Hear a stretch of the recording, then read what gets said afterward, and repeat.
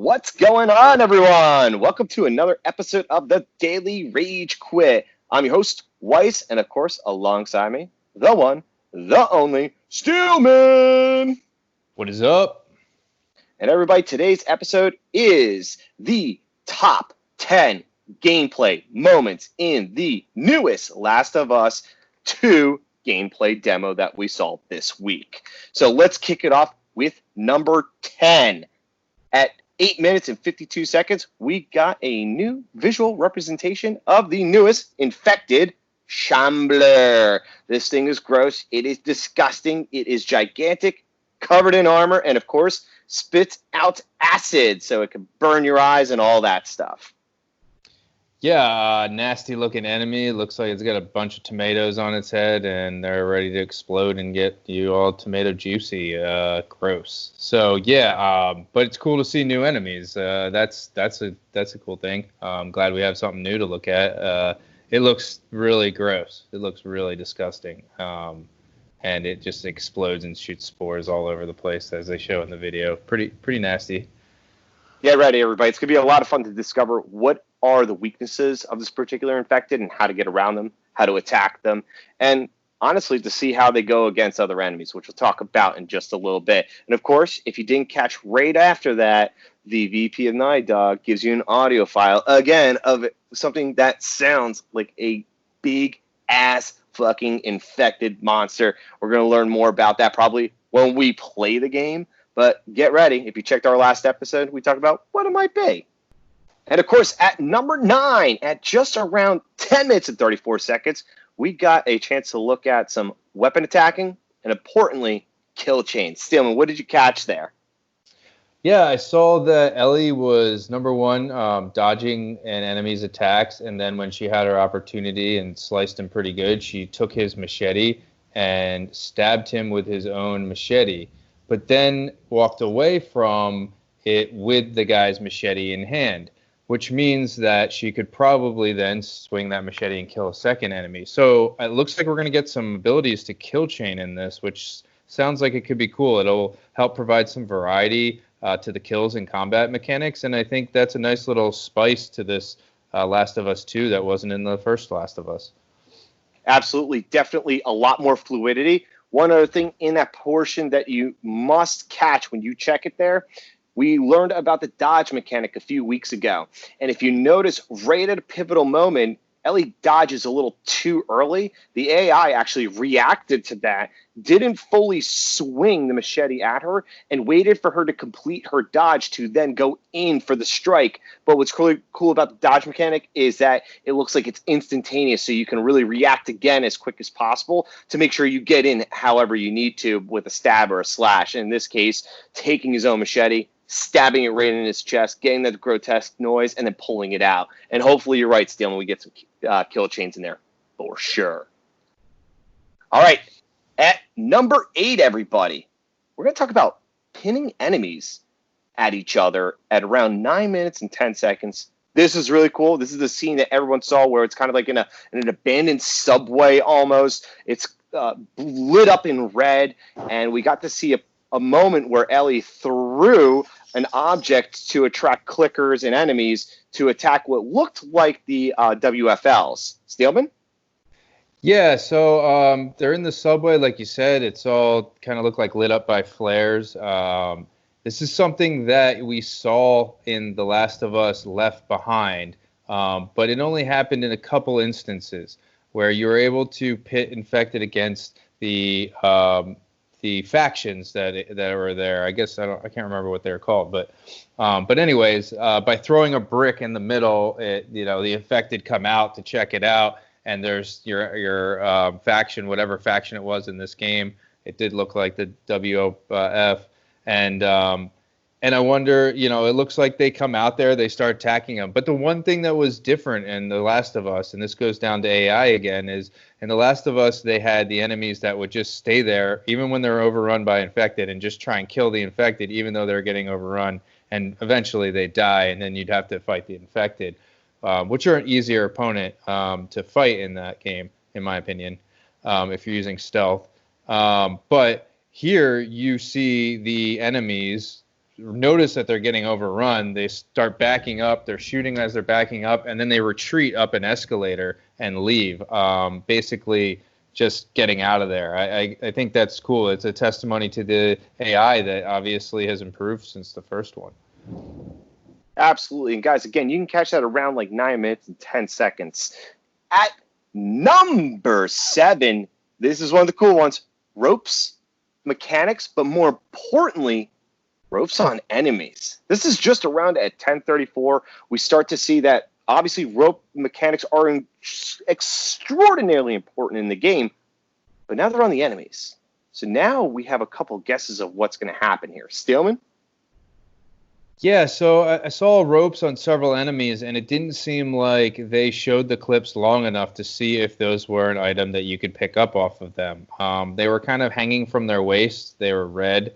You could see them pretty easily, which usually signifies that those are there for a reason. It's yet to be determined. I didn't see her pick up any ropes, I don't think, in this. And, correct me if I'm wrong. If, let us know in the comments if you saw that.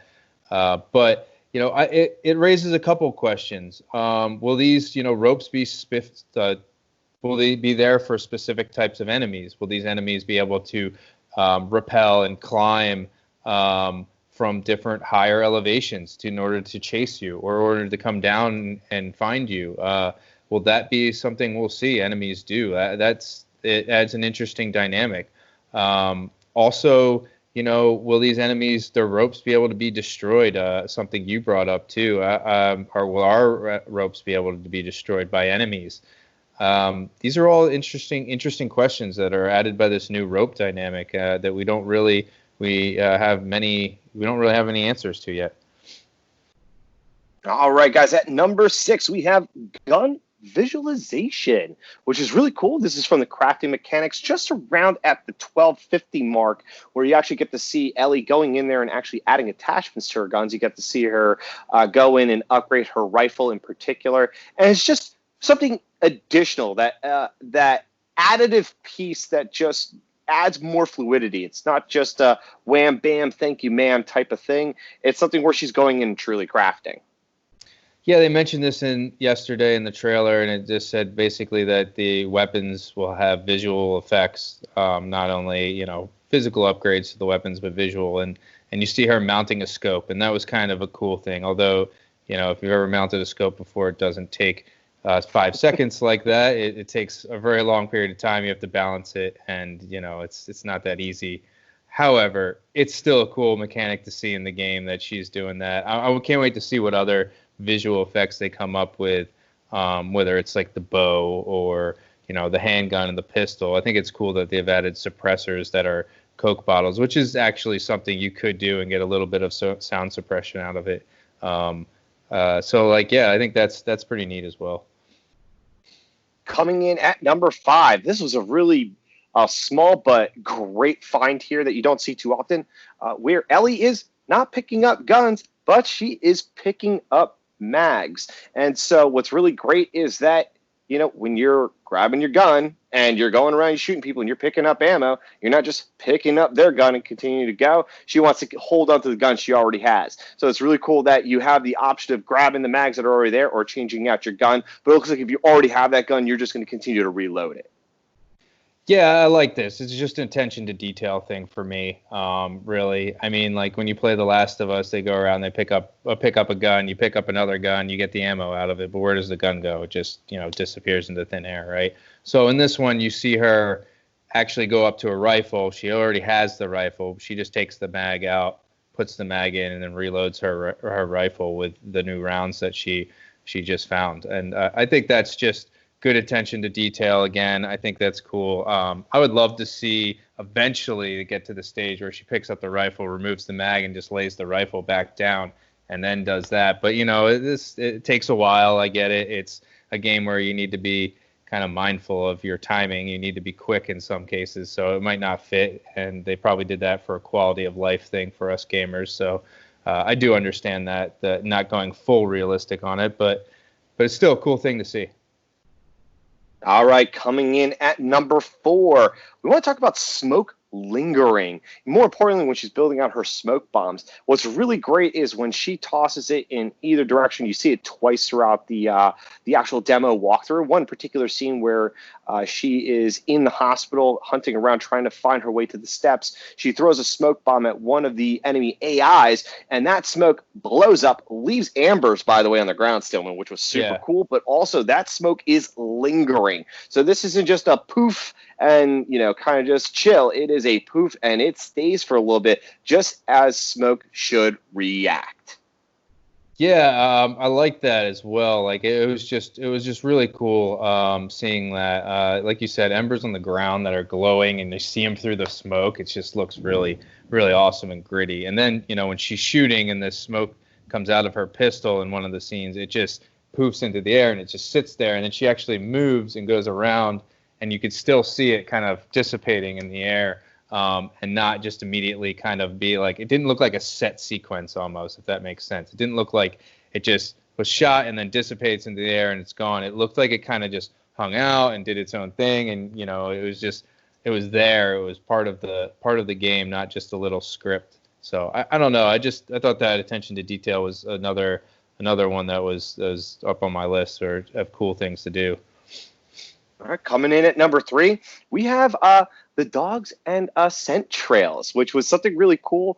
Not only, when you kind of go into the other mode of seeing where the enemies are at, you can also see the trail of the scent that the dog is following as you're walking around. So it was really great to bring that mechanic in where it's not just people hunting for you and then you get to go up behind them. There are dogs out there that probably have a radius of not only what they see, but they're tracking you throughout the entire time. So it'll be fun to see exactly not only how far the trails go, but how do you actually get rid of a trail? Are there actually going to be mechanics in there that allow you to get rid of that trail? Whether if you spray yourself with some sort of like deer piss or something like that, will that actually get rid of the trail completely? Have no idea.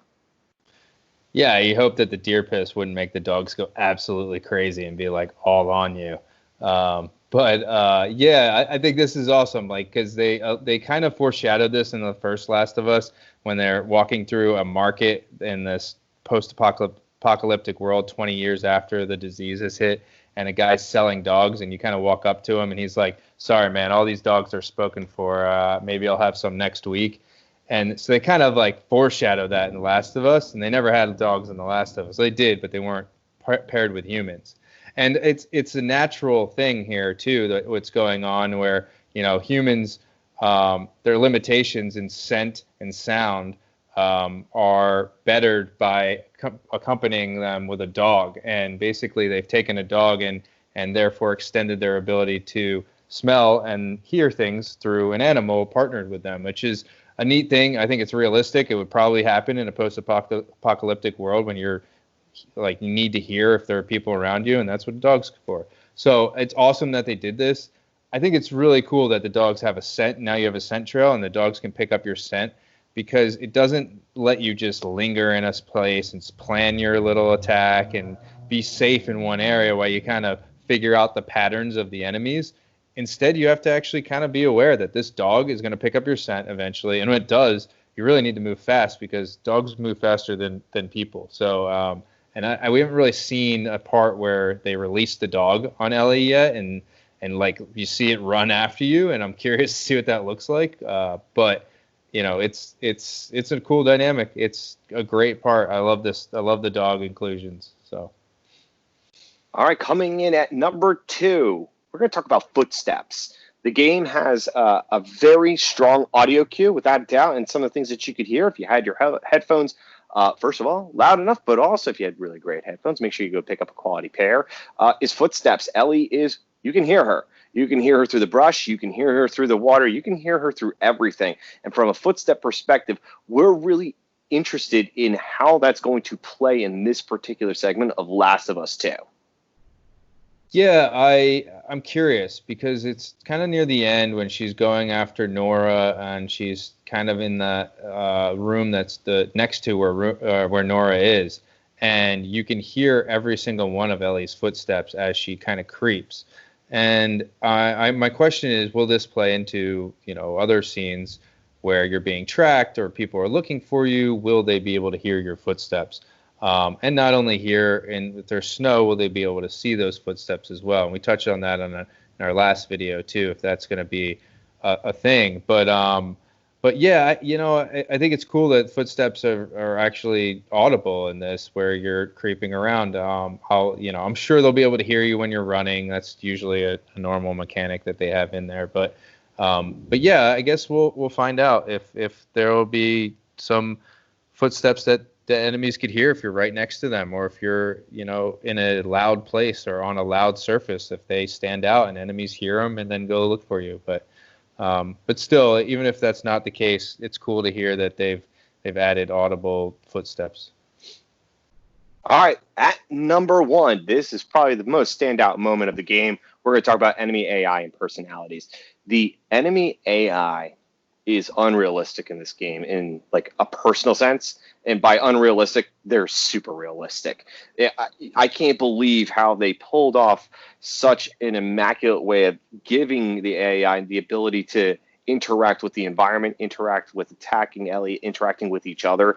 That blows my mind. The attention to detail with the enemies are truly incredible. If you are not catching the conversations throughout, you want to get to know these enemies, and this is probably what adds that emotional impact when you kill them. They all have some sort of story. That's the feeling that you get. Everywhere from when you're going after the 2 enemies that are going around the hospital car, all the way up to particularly through the water scene and grabbing the one individual out of the water and asking where can she find, her old friend or old foe, right? You want to find out more information. When you see her face and you see the expression, she's closing her eyes. It almost looks like she's praying she's not going to die. And then all of a sudden, when she turns around, goes for her knife to kill Ellie, all of a sudden you're noticing that Ellie blocks it. You see the struggle, and she stabs her in the throat. She bites her lip as she's going down because she can feel the pain. The fact that you get that type of expression out of not just this one, but throughout the experience of this demo and all the other demos previous is just incredible. Yeah, I don't know if this is animators or motion captures. It's probably a little bit of both, and then the voice acting as well. It's all just phenomenal stuff. They've done a great job. We were talking earlier, and there's that scene in the end that they're in that big building in the hospital, I guess it is, and the lower story, and she throws that smoke bomb that blows up, and then she picks up one enemy, and as she's wielding the gun, the other enemies, they're talking to each other. The enemy who goes down says, "Hey, she's over here, she's over here, she's on me," alerting all the other enemies to where you are.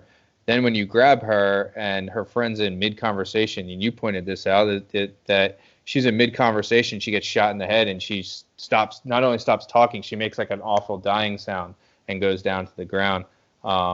The other part is that, when you kill that person, the enemy that you're holding hostage still, it's like, "You asshole, you killed my friend," or, they don't say you killed my friend, but they're like, "You're an asshole," like, and it's, it's interesting. Like, they notice that you killed their friend. They react to that.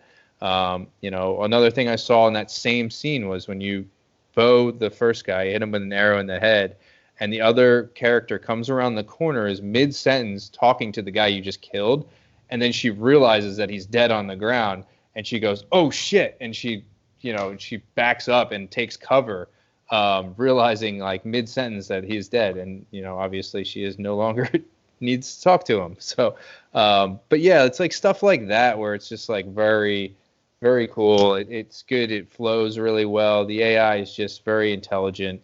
And we love to see that because that's immersion, and we love talking about immersion on this channel, and you hear that word probably all the time. And this is the reason why we love it so much, is when you do things like this where you forget you're playing a video game, basically. So awesome stuff. Great job on that. All right, y'all. Thank you all so much for tuning in to our top 10 gameplay moments of The Last of Us 2 State of Play gameplay. Be sure to subscribe down below. We want to keep on sending you videos and all that stuff. Subscribe, of course. Make sure you like or dislike. We need to know if you like our shit or not. And then, of course, comment below, keep the conversation going. We want to interact with you every single time. But this is the Daily Rage Quit saying, peace. Later.